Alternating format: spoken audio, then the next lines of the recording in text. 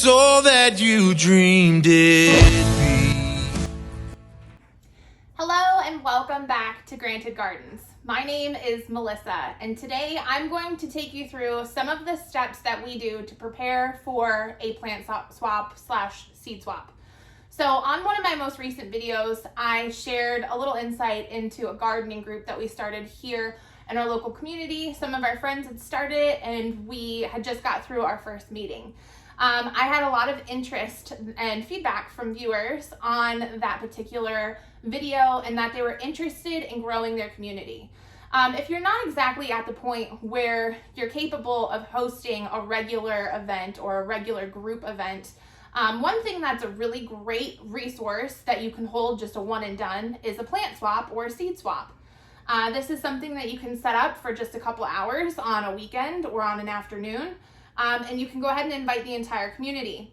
The concept behind a plant swap or a seed swap is that people bring stuff that they no longer want or need, plants or seeds, and you essentially exchange with people in the community. So this is a really great way to get your hands on some plants or seeds if you're living on a budget or if you don't have access to a large variety of plants that you'd like to grow in your garden. So today I'm going to walk you through some of the things that we are planning on bringing, and then Tyler is going to be shooting the second half of this video and showing you some of the plants. So today I've got my bulbs and seeds, my bulk collection out here on the table.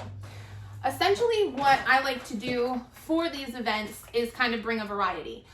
So I'm going to bring some seeds, we're going to bring some plants, and then we also have a few knickknacks that we're bringing as well that I'll go into detail in a minute. So right here, I am working on collecting our seeds. You do not need to go out and pay for seeds in order to swap them at these events. I usually go to some of the plants that have done really well for us over the last few years that I've saved seeds from. So essentially, these are free seeds for me. We already paid for the plant itself or the seed itself. We grew that particular plant, and then we just harvested the seeds from what we grew in our garden. So here are a few of the things that I have an abundance of. First one here is the tiger melons. Melons are super easy to seeds from, and typically one melon will hold quite a few seeds. So I've got an abundance of them here. This is something that's very easy for me to hand out. I also have cantaloupe, so same situation. Again, very easy seeds to harvest, and you get a ton out of just one fruit. Another one that we have here are our Thai peppers.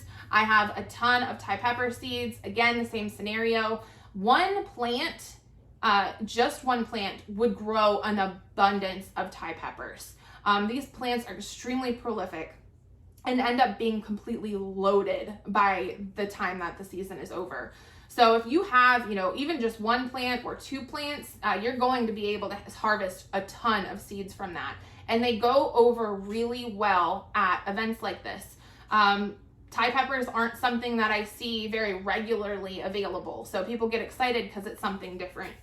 Luffas, we grew our loofah gourds last year and we did a stellar job with it. We got so many of them. Some of them I still haven't even gotten the seeds out of quite yet, but I've got a ton of loofah seeds. Again, loofahs is one of those things that people might not be familiar with at first, but once they see it, they're usually very intrigued.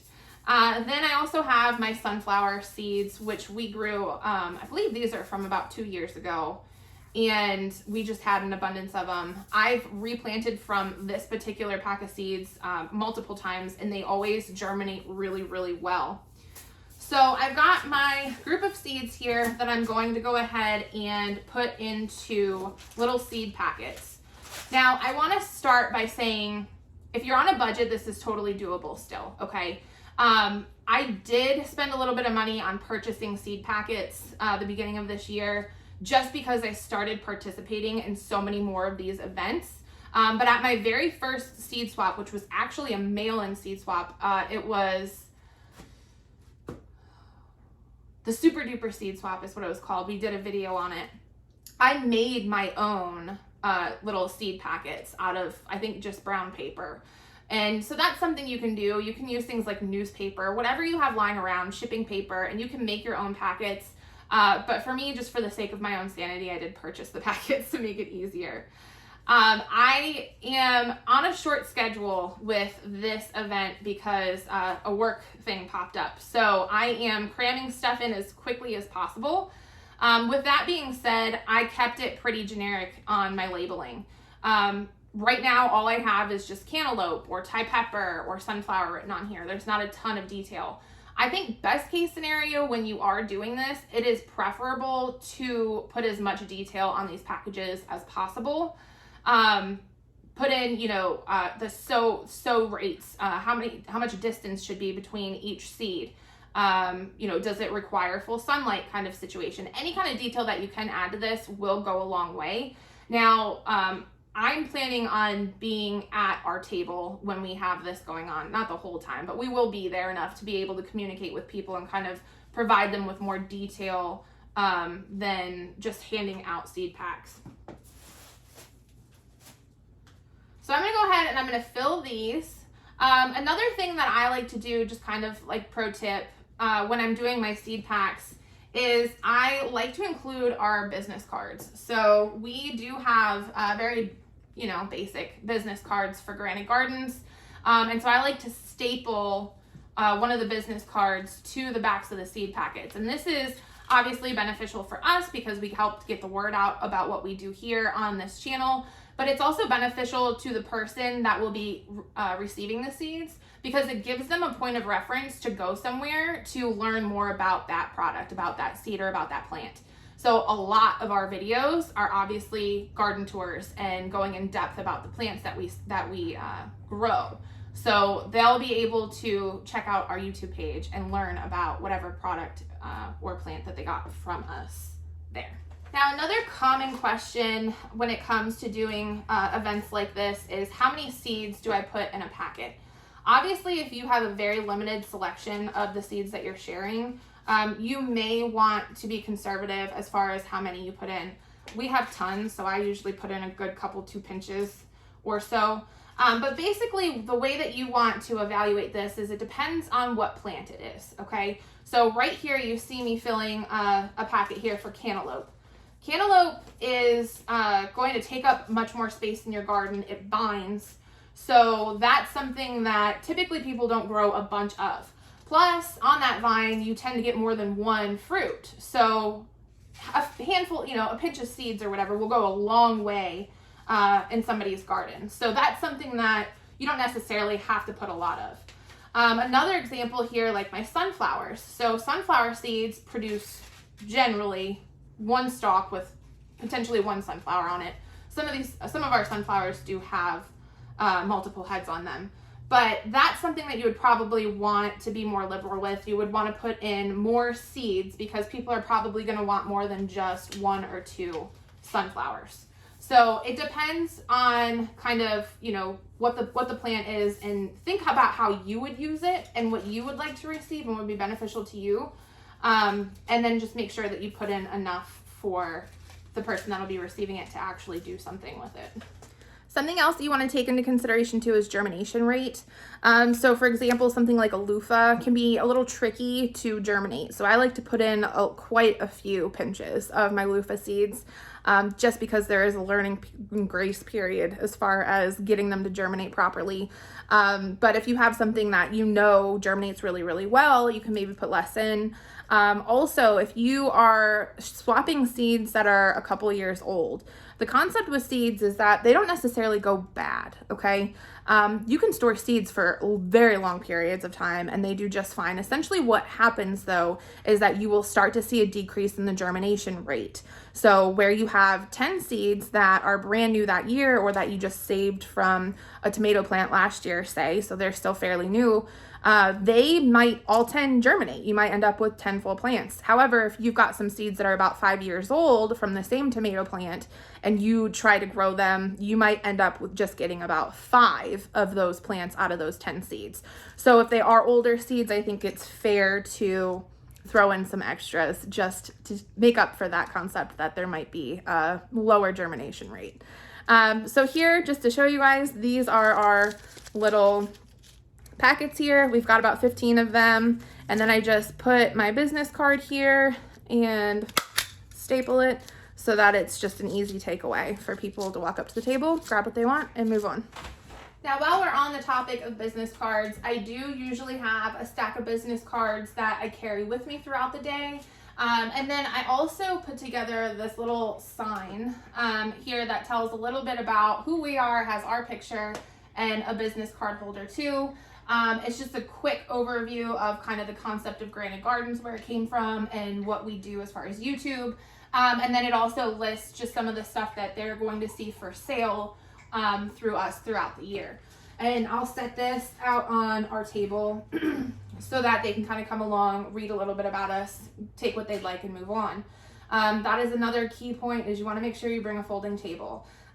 This particular plant swap that we go to, people tend to do stuff out of their the back like trunk of their vehicle, or they'll kind of lay it out behind their vehicle, which is great if you've got big stuff, but we are taking a lot of small stuff as well. And so this would be a big pain for someone to have to bend over on the ground to be able to pick up. So I like to take a folding table to set up at events like this, again, with our information. Some other things that you want to make sure that you take to your event. Just like we're saying to promote, you know, anything that you might have going on your homestead, having a sign to kind of promote that. If you're looking to maybe build community and you're thinking about doing a local gardening group, or if you're thinking about doing more plant swaps or seed swaps in the area throughout the season, I would say maybe have like a sign-up sheet or some sort of information that they can kind of peel away and take with them as a reminder of those dates and those times. If you wanted to sign up for events, having that sign-up sheet there with their email and their phone number and their name, so that you can kind of contact them in the future. It's a great way to make sure that you're networking with people. So take advantage of the opportunity to mingle with everyone. It can get really exciting grabbing plants and, you know, having stuff to be able to take home and thinking about where you're going to plant it. But don't miss the opportunity to be able to network with like-minded people. But if you don't feel like you have plants available to take to a plant swap or seeds available to take, don't let that discourage you from not participating at all. Still go. I've seen a lot of people that say, hey, you know, I'm new to gardening. I have nothing to bring, but I want to participate. Like, I want to bring something that people can enjoy. And oftentimes that's where you're going to start seeing baked goods. I've seen people bring things like breakfast sandwiches or cookies that they can set out, and so people have something to snack on as they're walking around, lemonade, whatnot. And I thought that those were really creative ideas. I've also seen people that do things like tinctures or honey that will bring their samples for people to try instead of bringing plants because they just don't have them. My last tip is going to be take enough stuff for you to be able to leave some things at your table and take some things with you. So I think I did about 3 or 4 of each of those seeds that I did. I'm gonna probably split those up. I'll leave some at the table and I'll bring some with me in my basket as I walk around. Some people won't mind if you just take stuff. A lot of them have brought stuff that they have an abundance of and they have no want to take it home anyways, so they don't mind if you just take it. However, some of the more rare plants that you'll find there, people might actually want trade. Like, they're gonna want something for it. So make sure that you take a variety both with you while you're walking around and have a variety on your table as well.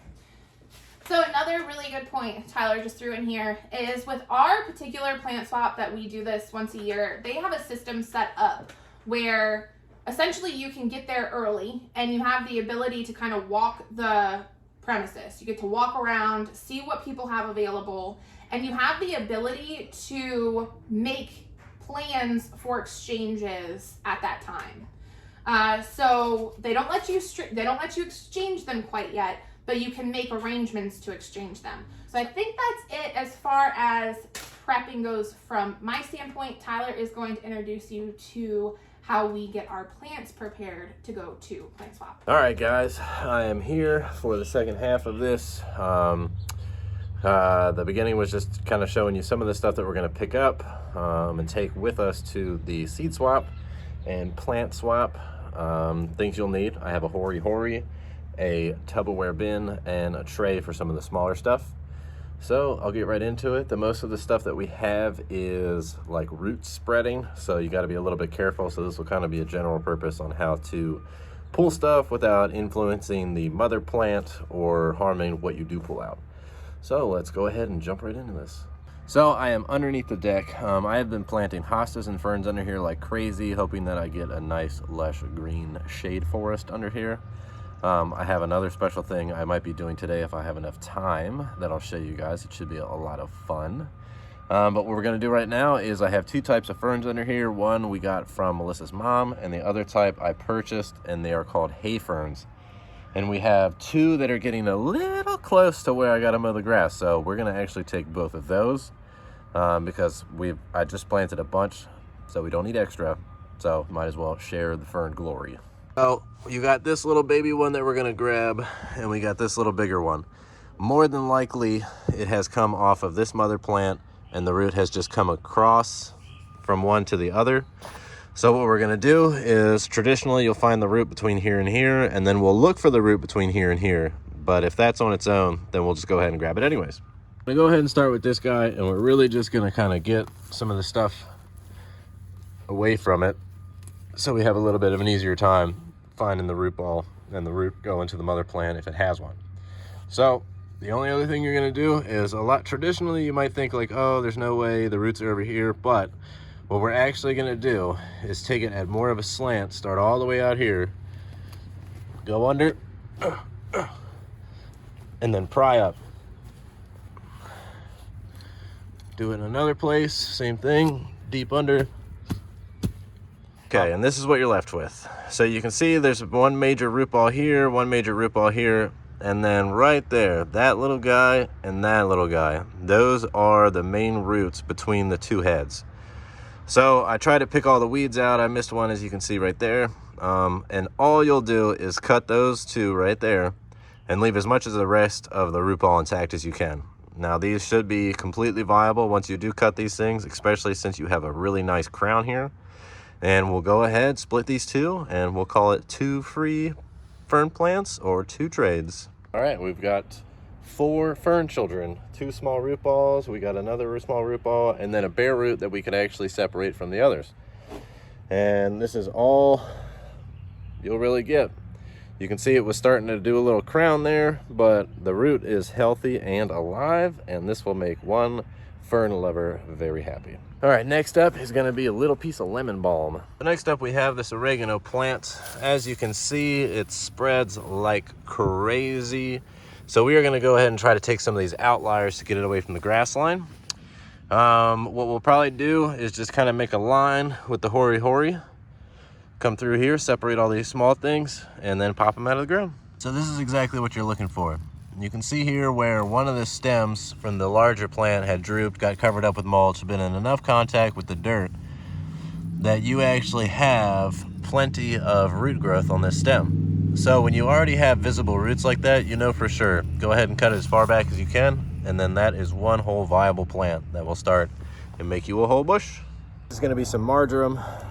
It looks incredibly similar to oregano, but taste and smells a little different. So I'm going to show you what we're going to do. I can't flip it, so bear with me. So this is our little marjoram, and if you can see over here, it has really started to spread to the left. So what I'm going to do is I'm going to try to pull all this up and separate them into smaller pieces, the same way I did with the oregano. You can see sometimes they come out in little bigger roots, sometimes you can get them just in singles. But let's go ahead and get to work. To go ahead and part the seeds here, same thing, hori-hori. You may lose some of it, but like we said, we are just trying to get some good stuff to other people. There is a big old root down there. All right, then go under from a distance away and lift up. Pick another place, same thing, in, lift up, probably one more, lift up. Then the messy part, get in with your fingers and get up under. You want to get a pretty big ball of dirt and take the whole thing out. Now there is some nettle in here, some yarrow, and some of our marjoram.